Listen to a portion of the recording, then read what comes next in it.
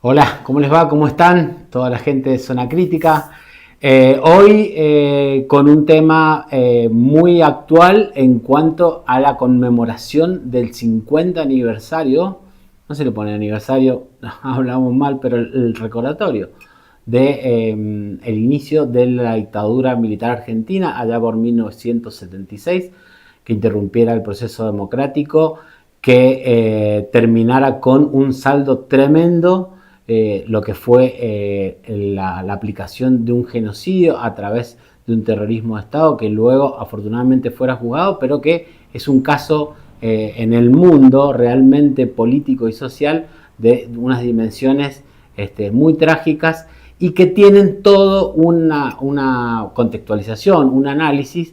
Entonces nosotros dijimos, qué mejor que para recordar todo esto, visitar hoy a Angélica Escayola, una dirigente política mendocina, peronista ella, que fuera testigo de esa época, protagonista, por supuesto. Entonces vamos a conocer de la propia boca de Angélica la mirada y lo que nos deja hoy aquella etapa tan importante. ¿Cómo está, Angélica? Bien, Muchas bien gracias por porque recibirnos. tenemos la oportunidad de hablar, me estás dando la oportunidad de recordar algo que está en nuestra vida personal.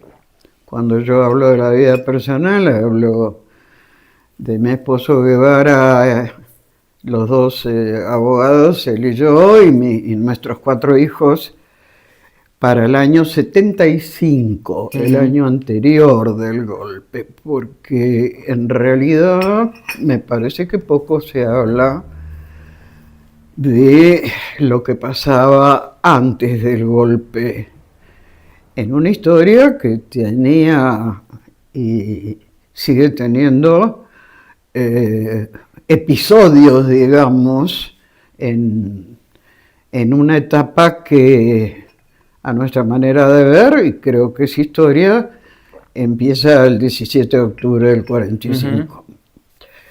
Es decir, los dos gobiernos de Perón, la resistencia de 18 años de mucha juventud que no había vivido incluso las primeras etapas, que se radicaliza fundamentalmente al calor de lo que fueron las persecuciones de los militares, los planes de Onganía, es decir, en ese momento, en esos 18 años, los militares pretendieron terminar con el sindicalismo, por supuesto con el peronismo, que estaba prohibido, así que toda actividad política nuestra y de quienes estábamos en favor de la vuelta de Perón era clandestina. Era clandestina necesariamente porque no había otra manera de hacer política, simplemente. Y bueno, esa pueblada enorme desemboca, ahora podemos recordar algunas cosas, sobre todo que viví personalmente acá en Mendoza.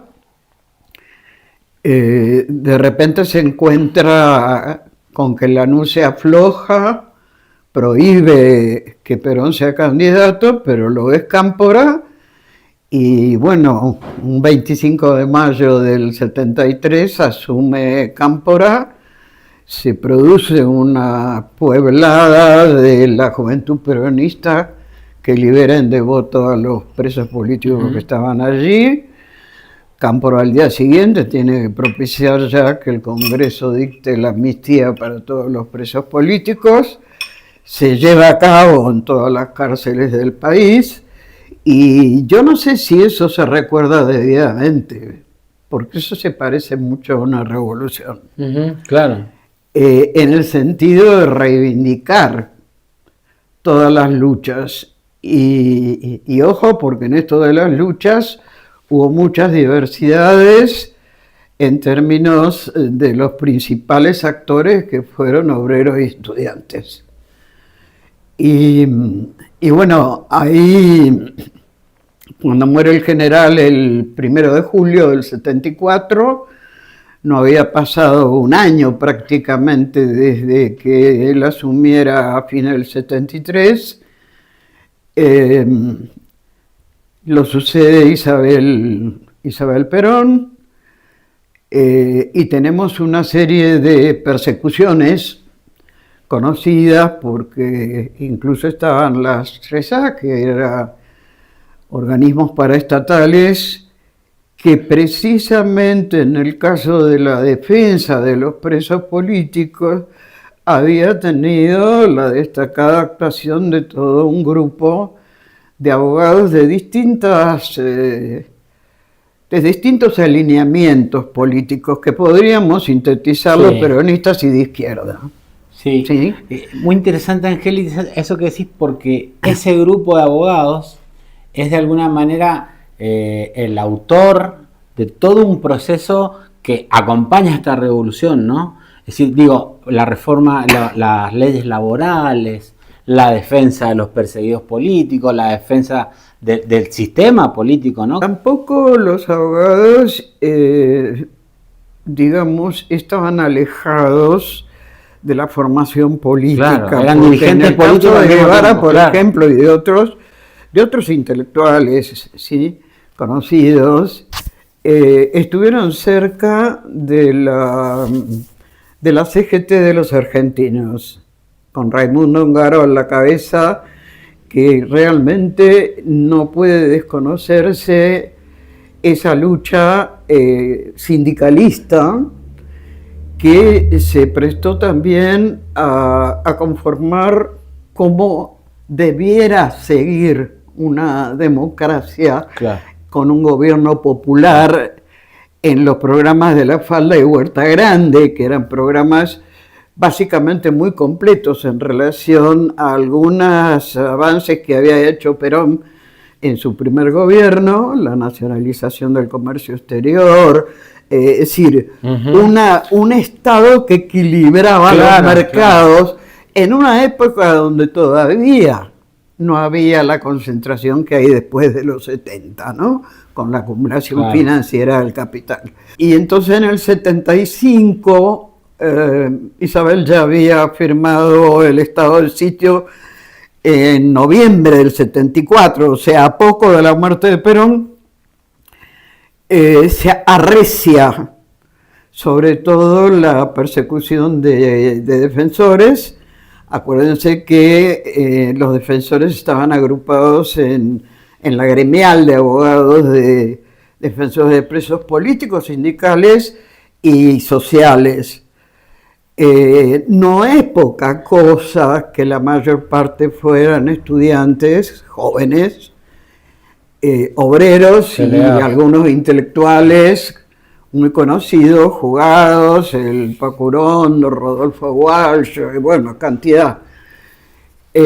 Cantidad para una etapa donde digo que la radicalización también fue estudiar las formas en que se puede presentar a la sociedad que la alternativa de la vuelta de Perón era una alternativa de un gobierno más justo, sin restricciones, amplio, pero que tenía en el medio una cuestión que se mostraba en una consigna que estuvo todo el tiempo, ¿no?, desde los albores del peronismo.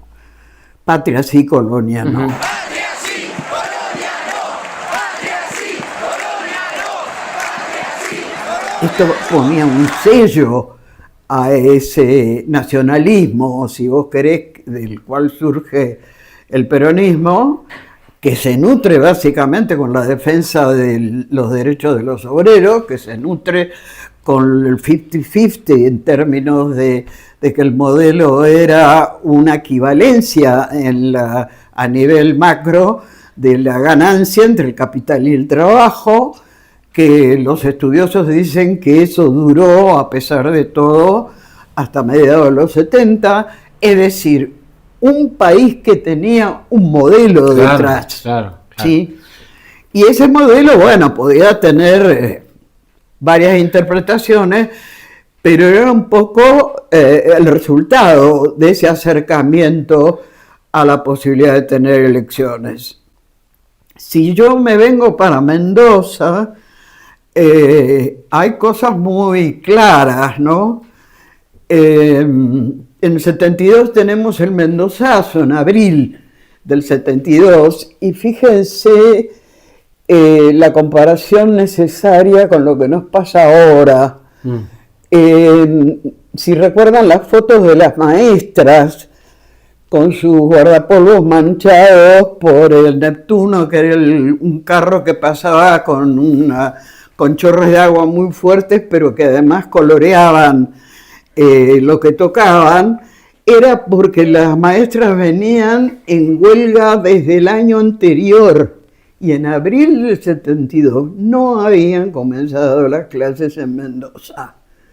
Digo esto porque era un pueblo que no respondía a los cánones estos de que Mendoza es conservadora, acá no pasa nada, la gente no se mete en nada. A Mendoza no tan conservadora, porque incluso en ese momento el proceso político que llega a la gobernación está conducido por Martínez Vaca, una persona que estaba situada. Ahí también podemos tomar toda una etapa. Ajá. Porque también tenemos que recordar que la pueblada del Mendozazo, la salida de gente desde los barrios, ¿sí? Se debió a un aumento del gas. Y al rechazo de ese aumento del gas. Había cartelitos por todos lados, pegados en las vidrieras de los negocios, de las casas, de los autos, diciendo yo no pago la luz. Digo, es una rebelión como para tomar nota de los tiempos. Claro. Los tiempos eran de expectativa en relación a una normalización de un bienestar para la gente, ¿sí? Donde la gente como que estaba enojada porque le aumentaban la luz, ¿sí? Y también recordar que en ese momento el gobierno de Mendoza estaba en manos de un señor conservador, un dirigente conservador, don Pancho Gabrieli, puesto por la NUCE, por supuesto. Y recordar que todavía el aeropuerto internacional de Mendoza lleva su nombre. Lleva el nombre de él. Resulta ser que si ponemos un espejo y desde acá hasta allá o de allá hasta acá, como quieran, ¿sí? Más vale que se sepan estas cosas. Han estado escondidas, han escondido una Mendoza, porque acá tenemos otro tema. Cuando nosotros venimos con Guevara, recibidos de abogados de Buenos Aires, de la Facultad de Derecho de la UBA, había una resistencia, grupos de resistencia peronista, ¿sí? que se la jugaban en cada una de las fechas, los 17 de octubre, que tenían permanentemente la idea de la vuelta de Perón. Y ahí no puedo dejar de olvidarme del Negro Soloa, del Pelado Manrique, del Rulo Funes, de tantos que realmente se la jugaron, porque si bien es cierto que la represión fue increyendo, digamos, en ese momento por lo menos palos y unos días de cárcel se lo tenían que aguantar. Y ahí el gordo, perdón, sí. Le digo gordo a mi marido, como le decía, estaba en cada una de esas defensas. Varias veces se lo llevaron a él también, porque le estaban pegando a un pibe en una marcha y se interpuso y le dieron a él y se lo llevaron a él también. Digo, a ver, no era un pueblo resignado, no era un pueblo callado, ¿sí? Era un pueblo que esperaba reivindicaciones. Recuerdo, antes del Mendozazo hubo algunas cosas en Cuyo. Acuérdense que estamos muy vinculados a la zona y nos enteramos en el 71 del secuestro de un matrimonio en San Luis, de apellido Bert. Bert, él y Palacio, la esposa. 71. 71. Guevara y Tom era otro abogado que trabajaban juntos en la defensa, estaban defendiendo en ese momento a unos estudiantes de San Juan que en una toma de la facultad, por cuestiones estudiantiles, los seleccionan a ellos, los traen y los acusan, porque la Cámara Federal, como sigue siendo ahora, es para todo Cuyo. En ese momento, la Cámara Federal estaba donde ahora está la peatonal, ¿sí? Casi en la esquina del kilómetro cero, y los estudiantes de Mendoza se empezaron a interesar y a ponerse a disposición y fueron en solidaridad, se juntaron en el comedor universitario, los abogados contaron la situación y se vinieron todos bastante en tropel, hicieron una sentada grande y fuerte en el kilómetro cero frente a la Cámara Federal. Y bueno, digo, Mendoza no era un remanso de indiferentes, ¿sí? Los estudiantes, sobre todo los estudiantes universitarios, se empezaron a radicalizar. En los 60 ya, acá nacieron los curas del tercer mundo. Mirá. Esto fue muy conocido, aunque lógicamente la forma de funcionar para hablar, hacer un análisis, era clandestino. Y en una casa donde yo vivía, nos juntábamos los militantes, los estudiantes, para aprender, para conocer, para leer, ¿sí? Eso fue muy, muy importante. Lo mismo que los curas con trabajo barrial, como lo fue Macuca Llorens. Exacto. El barrio San Martín era un basural, era ajeno, estaban clandestinas la gente metida allí. Y el cura los ayuda y los defiende para limpiar eso y empezar a poblar el barrio. Había una politización, claro, que de alguna manera, porque no había partidos ni nada de eso, acompañaba la lucha por la vuelta de Perón, aún sin ser peronistas. A ver, este es el punto. Era un núcleo de luchadores peronistas, en general obreros, empleados, gente de trabajo, ¿sí? Que también son los que participan del Mendozazo en el 72. Y fíjense que de abril del 72 a febrero del 73, no hay ni un año, y 25 de mayo del 73 está asumiendo Cámpora a nivel nacional y Martínez Vaca acá con el Mendoza, Carlos Mendoza, el gordo Mendoza, de los metalúrgicos. Fue terriblemente complicado porque en realidad veníamos saliendo de esa lucha donde ya una línea, desgraciadamente, de los metalúrgicos, básicamente, y con la figura de Bandor, habían arreglado con Onganía, habían arreglado mantener los sindicatos, habían arreglado... Y bueno, ahí hubo un cruce, porque básicamente cuando se politizan y se radicalizan las bases obreras, básicamente actúan como delegados de personal. El delegado de personal se formaliza después en una ley, pero ahí lo hacen en representación de sus compañeros frente a la patronal y frente a la dirigencia sindical, lo que llamamos la burocracia.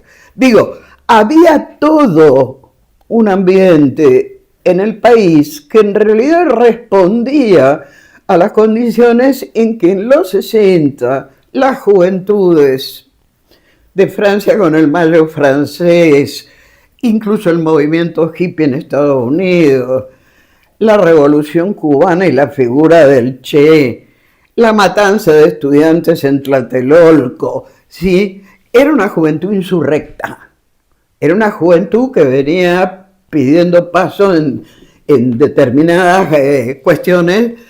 Es el principio de una etapa, pero fundamentalmente es la reacción frente a este proceso político que vos nos contás también, donde hay una movilización muy amplia, estudiantes, obreros, el peronismo como eje central, Perón volviendo, digamos, una reacción imperial, es una reacción imperial y a la vez una reacción que también, con esto que nos contás, se mete adentro del peronismo, inclusive, ¿no? Podríamos decir algo así. Bueno, era la reacción que tenían los patrones del golpe del 55. Ah. El golpe del 55, la oligarquía reacciona porque Perón le está dando vuelta al país. Claro.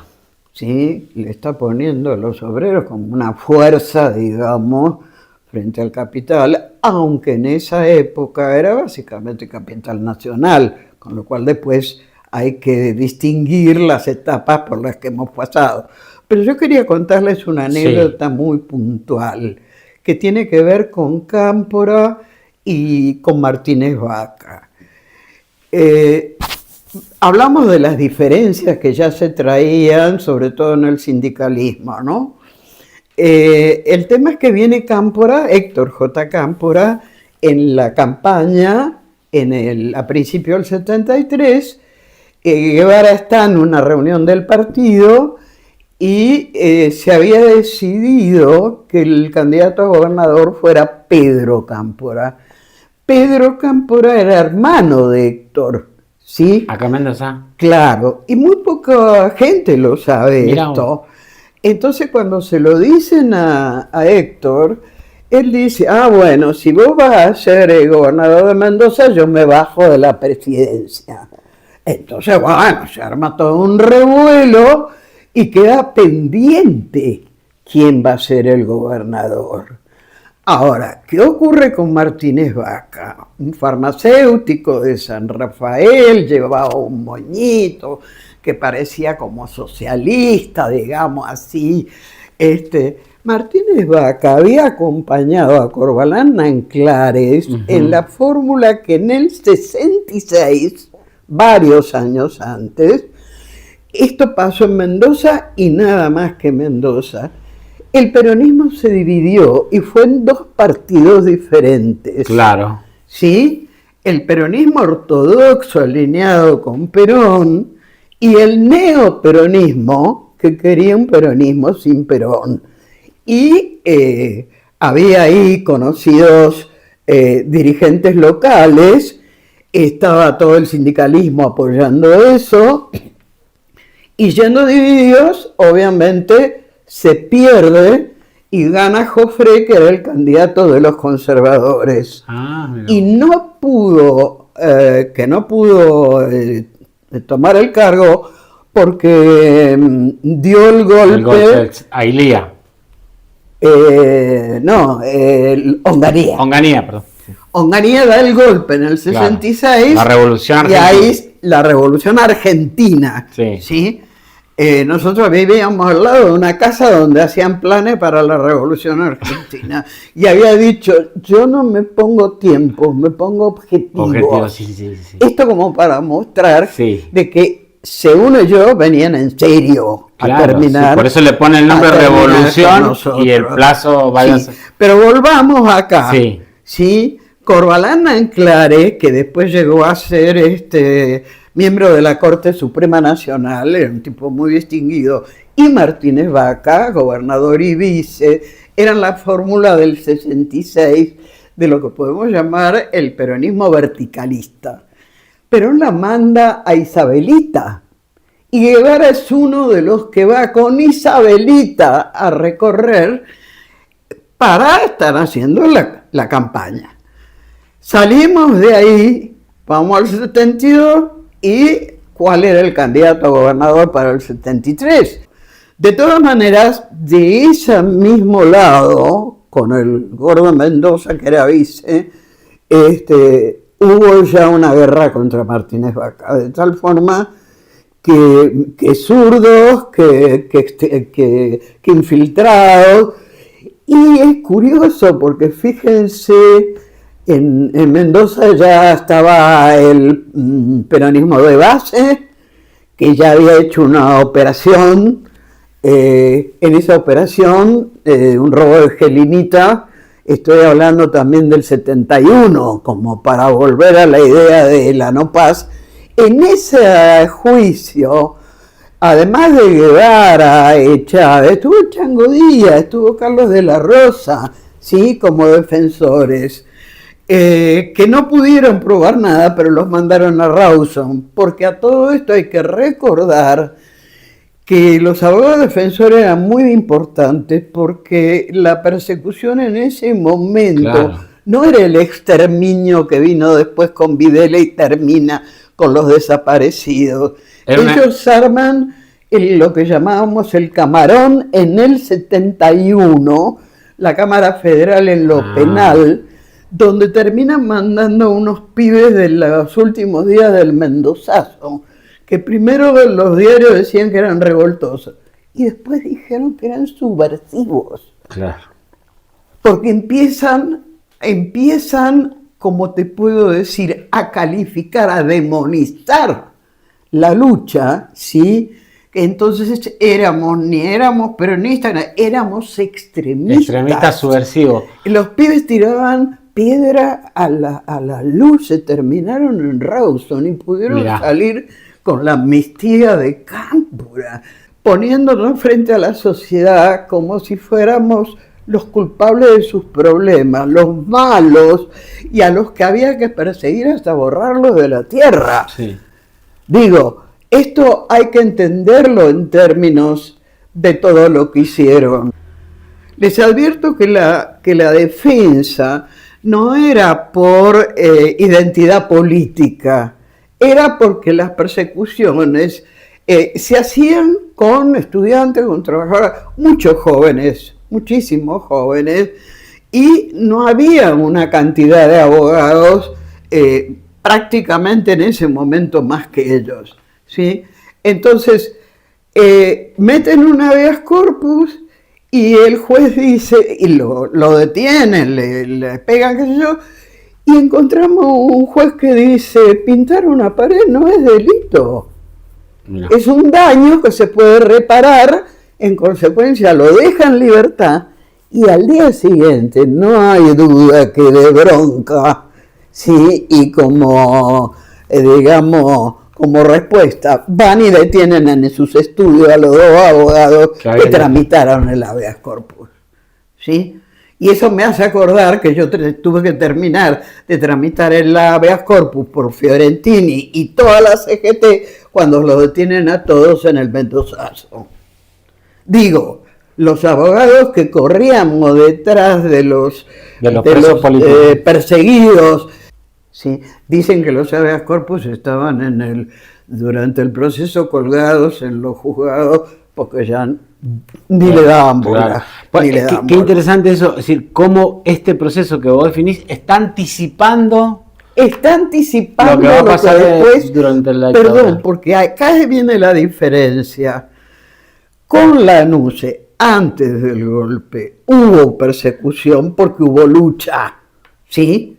Lucha estudiantil, lucha obrera, pero la idea era que ese Camarón que juzgaba era solamente para subversivos y extremistas. Los mandaba a Rawson y los alojaba todos en Rawson. Fíjense que también meses antes es el fusilamiento en Trelew, agosto del 72. Quiere decir que 72 fue un año de ir ajustando los militares y sus patrones, los intereses que ellos representaban, de cómo iban enfrentando.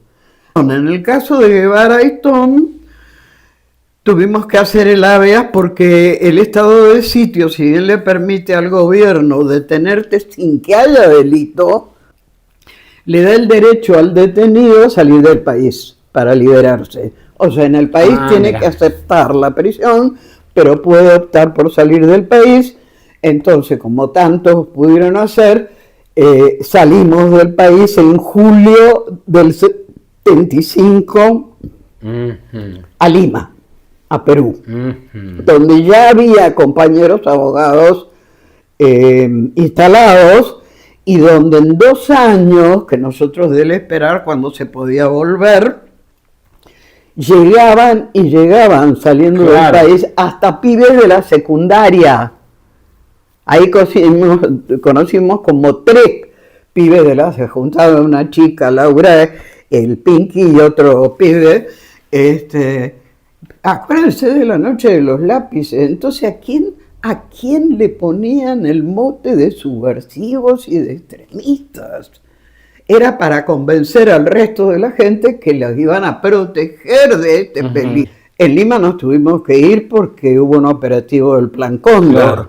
Llegó Videla, nos habían avisado, nosotros nos fuimos con los chicos al interior de Perú y ahí desapareció un abogado, que era de Los Montes, otra chica abogada, se las tomó y terminó en París, qué sé yo, era el desparramo. Claro. Era el desparramo a salir como se pudiera. Hubo mucha solidaridad, muchísima solidaridad, porque gradualmente se fue conociendo en el resto del mundo y básicamente en América cómo venía la Argentina con esa persecución. Ojo que estoy hablando Del 75. de claro, antes del golpe. Es clarísimo. Esto significa que el golpe no salió de la nada. De un repollo, El golpe fue una gradualidad Exactamente. donde se propusieron el exterminio, Exactamente. no simplemente el aislamiento ni la... Ahora, la demonización le siguió siendo necesaria cuando se afanaban los bebés o cuando desaparecían cuerpos, ¿sí?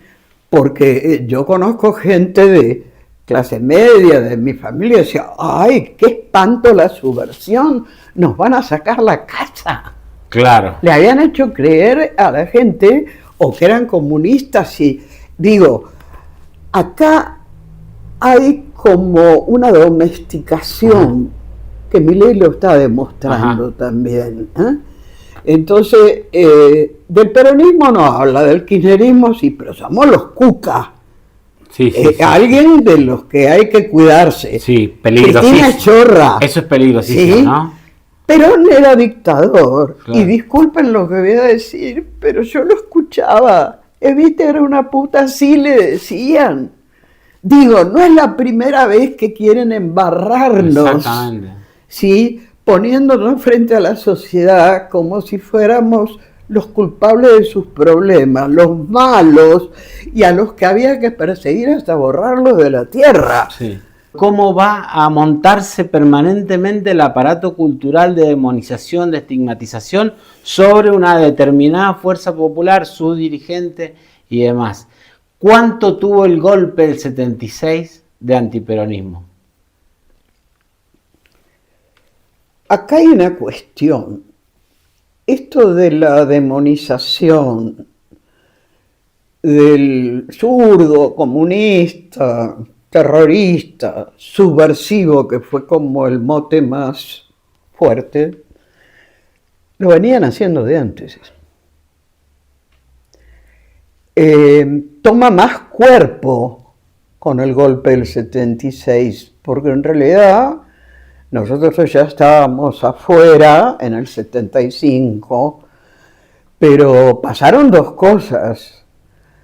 Lo del Rodrigazo, que fue algo muy importante porque Isabelita propició una política neoliberal por primera vez en el peronismo, y eso tuvo su reacción en la misma CGT y con Lorenzo Miguel a la cabeza. Un burócrata, digamos, se puso a la cabeza y exigieron la cabeza de López Rega. Isabel lo tuvo que sacar del gobierno, pero había un disloque social, un disloque económico, había un descontento con la... Y se dice que fueron muchos a pedirle a Videla, que ya era parte del ejército, que oficialmente estaba vigente ahí en democracia en esa etapa, Pensemos que contra 18 años de resistencia, 3 años del 73 al 76 del golpe, era un periodo muy pequeño en la historia, donde los militares decidieron un golpe que nadie pensó que fuera a ser como como el que fue. Digo porque hablando con compañeros que sufrieron torturas bravas, horribles, inimaginables, se dieron cuenta que lo que querían hacer es aniquilar a las personas, terminar con las personas, muertas, locas, desaparecidas, ¿sí? Ensañados como si fuéramos una especie de extraterrestres, como si no fuéramos personas humanas. Esto es lo que no se puede negar. Ha empezado con Milei un negacionismo que a mi criterio, humilde criterio, no tiene destino. Claro. Porque así como aparecieron 12 personas con sus huesos en La Perla, este país está lleno de pozos con todos los desaparecidos cuyos cuerpos no aparecen. Y donde estos señores, que en general ya están en su casa, deben saber perfectamente, alguien sabe perfectamente si los tiraron en el río, en la montaña o dónde. Porque ese es el escándalo, ese es el núcleo del escándalo de un golpe militar más. No fue un golpe militar más. No salió de la nada. Claro. Salió del odio y del temor, yo te diría, a que el peronismo se recompusiera, a que el peronismo pudiera ser realmente un gobierno de control. Mirá lo que voy a decir. Un gobierno que para hacer y sostener un país soberano y tener justicia social, que no es repartir cosas, es reconocer derechos y hacerlos efectivos, ¿sí? Terminara con las prebendas del gran capital, que ya en los 70 a nivel mundial había empezado una acumulación financiera que le daba un poder real incluso sobre los gobiernos de los estados. Claro. Empezaba otra época. ¿Por qué Rodolfo Walsh... del petróleo, después de la crisis del petróleo empieza esta etapa. ¿Por qué Rodolfo Walsh dice lo que dice en su carta? Ajá. Es muy importante recordar eso y que todos lo tengan claro. Querían la planificación de la miseria del pueblo argentino. ¿Qué es lo que está haciendo este señor? Está planificando la miseria del pueblo argentino para que agachen la cabeza. Y porque agachando la cabeza no ven ni siquiera lo que votan. Por eso es muy importante tener en claro que si antes necesitaron terminar con el peronismo por las armas, ahora pretenden hacerlo con los votos. Y este pueblo no se lo puede permitir, porque de alguna manera eso que llamamos la memoria debe contener ese rechazo a las injusticias. No importa de qué partido seas, no importa que no seas de ningún partido, no importa que crezca y la política es horrible y que no hay que dedicarse a la política, que es lo que le han metido en la cabeza. Lo que importa es no aceptar las cosas inhumanas, las injusticias, las crueldades que están haciendo con la gente, con los viejos, con los discapacitados, con todos los más débiles, con los trabajadores mismos. Porque a quienes realmente le tienen miedo es a la organización y a la fuerza de los trabajadores. Porque no hay capitalismo sin capital y trabajo. Todavía no lo hay. No sabemos si esto de la inteligencia artificial te pondrá más robots que personas. Pero acá está en juego la humanidad misma. Claro, no, eso te iba a decir, no hay humanidad, no hay sociedad sin trabajo. Entonces no me digan que son cristianos o católicos e ignoran estas cosas. No me digan que no comparten como progresistas, ¿sí?, la idea de que tenemos que mejorar la humanidad. Claro. Una humanidad que tiene una cantidad de gente que está buscando un lugar en el mundo donde vivir. Y salen para el norte en Europa y salen para el norte en América, ¿sí?, buscando donde vivir. Y se juegan la vida y llevan a sus hijos. O en Gaza y en Irán, donde matan niños y niñas. ¿Por qué quieren el exterminio de un pueblo? Claro. Lo mismo acá. Porque le tienen miedo al crecimiento de los pueblos. Entonces, por algún lado tenemos que empezar. La memoria debe servir para ver, para conocer, para no, claro, a ver, para no mirar para otro lado y a mí qué me importa, ¿sí? Si todo lo que le pasa a la gente, como si fuera una cuestión individual, depende del lugar y de quienes manejan el mundo donde ellos viven. De eso dependen, de la política dependen. Claro. Uno de los objetivos era dinamitar esta idea de que el destino común de cada uno está junto con el destino colectivo. Es decir, y llegar a estos puntos de creación, de subjetividad y demás, absolutamente individualistas, despreocupados. Esa es la tónica del golpe y es la tónica del gobierno de Milei y es la tónica del 55, ¿no? Y es la tónica ante el gobierno de Cornejo, por ejemplo, con el tema de la defensa del agua. Exacto. La defensa del agua no es para que yo tenga agua, que obviamente me la merezco, pero yo como persona tengo que entender que el resto de las personas tienen igual derecho, todos. ¿Sí? Entonces, porque en el fondo el problema es cómo se ha agudizado la desigualdad social. Este es el tema. Exacto. Hay personas que tienen destino, que lo pueden seguir, y hay personas que no lo tienen. Me acuerdo de golpe la frase de una persona destacada, muy gorila, muy que dijo, porque acá en el país el hijo del barrendero tiene que morir barrendero. Claro. Y digamos que el hijo del pordiosero, del pobre, tiene que morir pordiosero y pobre. A eso se opuso siempre el peronismo. Esa fue la posibilidad del ascenso social y de la clase media argentina.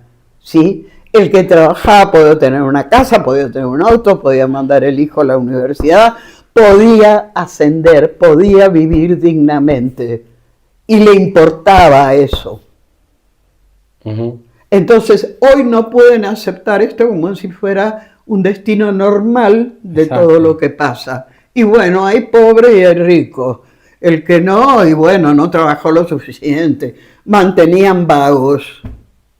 Angélica, ahí vamos, pero dos preguntas te quería hacer. La primera es que recién nos contabas que en el 75 ustedes empiezan con el exilio y de ahí de Perú van a México, ¿verdad? Y ahí, digamos, de alguna manera, todo el proceso del exilio lo ven ahí. ¿Cómo se veía en ese momento y cómo vos también mirás de hoy, desde este presente, lo que pasaba en Argentina visto con los ojos latinoamericanos, con los ojos de afuera, con los ojos del mundo, digamos, ¿no? Porque esto, la instalación de un plan de exterminio en uno de los países culturalmente más importantes y socialmente de Occidente, si no un tema menor, ¿no? Bueno, México fue en ese momento un gran país receptor de varios exilios. Estaban los chilenos, los uruguayos, nosotros, claro, y previamente habían estado los españoles. Sí, expulsados por su propia guerra. Y estábamos muy en contacto. Yo te diría que la mayor parte, fue un exilio grande, éramos muchos, y nos enterábamos de lo que pasaba en Argentina por los que venían, llegaban noticias con los que iban llegando, ¿sí? Después ya llegaban noticias porque había organizaciones, había por lo menos 2 organizaciones la Casa Argentina y otra. Uno respondía a las organizaciones, otra respondía a los compañeros más independientes, pero nos juntábamos, nunca estábamos solos. Pudimos encontrar trabajo porque éramos profesionales. La gente que no era profesional tenía dificultades para encontrar trabajo. Y nuestra dedicación estaba puesta en la denuncia de la violación de los derechos humanos. Se hizo un gran acto en la Confederación de Trabajadores Mexicanos, que equivaldría a la CGT de acá, muy solidarios, y tuvo características especiales. Estaba Citarrosa entre los cantantes, había otra cantante mexicana muy conocida, que ahora no recuerdo, y ese día llegaba Cámpora. Y nosotros no sabíamos nada y nos enteramos en ese momento. Videla lo deja salir de la embajada mexicana en Buenos Aires, donde él estaba refugiado, y porque tenía cáncer, estaba avanzado el cáncer. Venían ellos insistiendo en la necesidad de que saliera para morir, digamos. Y bueno, llega a México, lo dejan e inmediatamente lo llevan al festival. Era un festival enorme, ¿sí? Con muchísima gente. Y los compañeros de izquierda nos empiezan a cuestionar que le demos un recibimiento especial,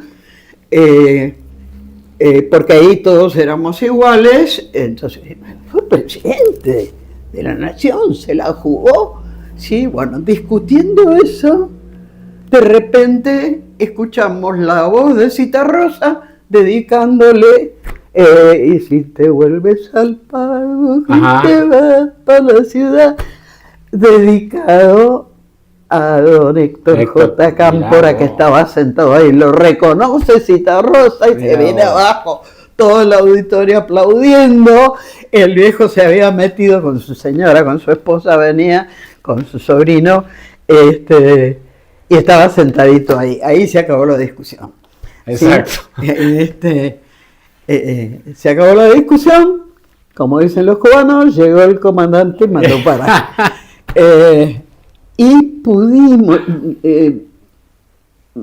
Cámpora vivió un año más o menos, quizá un poquito más, en el DF, en México, y tuvimos el placer de poder estar con él varias veces.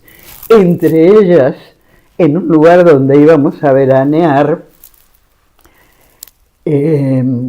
estábamos allí, íbamos varios, porque teníamos, digamos, contratado ese lugar, y vamos caminando con el gordo y de repente estaba él con su esposa comiendo ñoquis ahí en la... Pero bueno, abrazo va, abrazo viene, porque al gordo lo conocía. Nosotros además éramos muy amigos, fuimos compañeros de facultad, acuérdense, de Buenos Aires en los 60, del Bebe Rigui, que había sido ministro de Interior o de gobierno de él, sí. Y con el Bebe que estaba ahí, y todo un grupo de abogados que también eran defensores de presos políticos que habían sido corridos con bombas en sus estudios. Nosotros tuvimos 3 bombas, 2 en el auto, en la puerta de la casa, y otra dentro de la casa. Eso salió en los diarios, etcétera, en todos lados.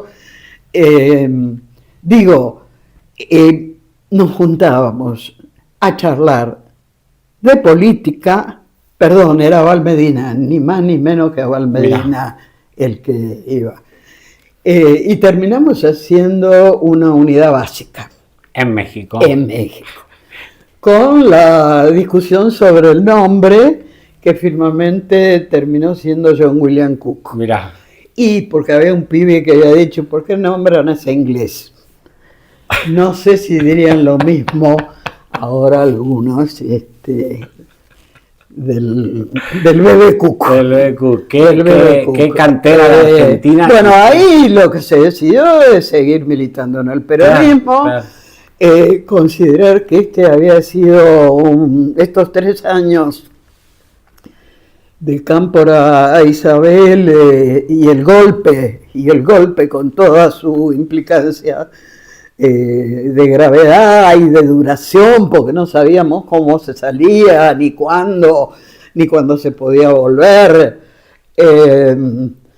Nada, seguir militando, viendo las condiciones, aceptando algunas autocríticas, pero sabiendo que fuera del peronismo no teníamos otra posibilidad de lograr un país que no fuera una colonia, de lograr un país donde no se sojuzgara, o mejor dicho, se buscara sojuzgar a un pueblo trabajador y a un país rico que tenía el destino que se buscó en el primer peronismo, ¿sí? Avanzar en la ciencia, en la industria, sobre todo en la industria, salir de depender de las divisas del campo manejado por un grupo oligárquico. Angélica, has ido poniendo en la charla los distintos momentos históricos de todo esto que estamos hablando, de todo lo que es, podríamos decir, el proceso, la película, el golpe, y no como este hecho puntual que por ahí nos quieren hacer ver. Y en esa continuidad histórica, te toca a vos también luego, después de lo que fue el argentinazo del 2001, que precisamente a aquella generación que Néstor Kirchner le pusiera tan claramente el nombre como la generación diezmada, fuera la que tomara otra vez el destino, las riendas de la organización popular y brotara el kirchnerismo, lo que fue creciendo. Pero precisamente no es ninguna casualidad ni ninguna demagogia que haya tomado la bandera de los derechos humanos para enjuiciar ese pasado de plan de exterminio y a la vez, como vamos a decir, retomar la construcción de este modelo nacional. Y eso fue el kirchnerismo. Fuiste protagonista vos también con los juicios, todo lo que se dio el proceso. Hoy lo que hay que trabajar es una conciencia popular de que es posible ir saliendo con un crecimiento del país que implique un desarrollo industrial, un desarrollo de posibilidades nuevas, un desarrollo de las posibilidades científicas, donde nos está desafiando el mundo, que Perón empezó incluso con la energía nuclear, ojo, y que este intento que está haciendo Milei de desarticular todo y dividirnos y destrozar un país que es decir, no podemos renunciar a ser un país grande, como lo está haciendo México, como lo está haciendo Brasil, para ponernos en la región. Pero fundamentalmente tampoco tenemos que ser sectarios. Fíjense que Néstor, a los 20 años de la democracia, fue el primero en terminar con la impunidad, anulando las leyes de punto final y que impedían los juicios. Los juicios han desarrollado su potencial y de alguna manera, en algún momento, irán por la vida de los culpables y de los responsables que todavía están, tendrán un final, pero no lo tiene la memoria, porque esos cuerpos no están. Y esos cuerpos que no están son los que tienen que demandarnos que no se trata de llorar por lo que pasó, se trata de reaccionar por lo que pasó. Se trata de ver cómo nos ganamos las juventudes, diciendo, esto no puede pasar más, pero tampoco puede pasar más. Que engañen a la gente, que la debiliten. El solo desempleo es el mayor disciplinador de los pueblos. Porque el que no tiene trabajo busca y hace cualquier cosa. Y se viene abajo, además, como persona. El trabajo tiene que dignificar a la persona. Esa es la tarea. Y la tarea viene desde el Estado, con un gobierno popular, por supuesto, con todas las alternativas de asociar sus objetivos con el capital privado. No voy a poner como modelo ni a Chile, porque cada cual tiene su... Seguro. Pero no podemos ignorar que China ha tenido un desarrollo. Si China es comunista. China puede ser lo que sea. Trump puede ser lo que sea, pero Trump está arruinando su país. Y quienes manejan China lo están desarrollando. Lula, Claudia Sheinbaum, Petro, que si son... No es ideológico el problema. No es ideológico.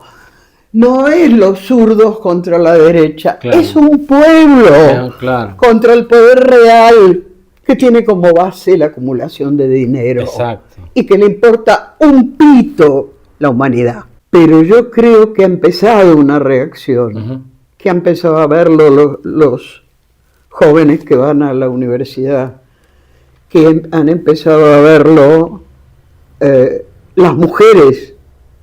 Las mujeres somos más de la mitad de la sociedad. Las mujeres tenemos a nuestro cargo no solo la familia, la casa, ¿sí?, sino en gran parte ganamos el puchero. Y las trabajadoras y las mujeres son las que más van a sufrir la pérdida de derechos laborales de esta nueva ley de la reforma. Digo, apuntar contra los jueces vendidos, cuando los jueces no pueden ser el brazo ejecutor de las políticas de este presidente. Y lo son, como lo son del señor gobernador de la provincia. La justicia debe ser independiente, no tenemos forma de tener una democracia. Si tenemos miedo de ir a la justicia, es un escándalo absoluto la condena sobre Cristina. Es un escándalo absoluto que avancen con el otro juicio de los cuadernos que hasta se había cerrado. Están haciendo lo que les mandan hacer. Y eso es ignominioso ante nuestro pueblo y ante el mundo. Digo, no se puede copiar a un tipo como Trump, que ya ni siquiera Europa parece que lo sigue. No, lo está dejando, claro. Y que se está cayendo en su propio país, porque no puede poner la crueldad, la violencia y la necesidad de manejar él el petróleo delante de la vida de muchísima gente. Ahora, esto es de sentido común, esto es de izquierda, esto es de sentido común, de humanidad, de cristiandad, de qué sé yo.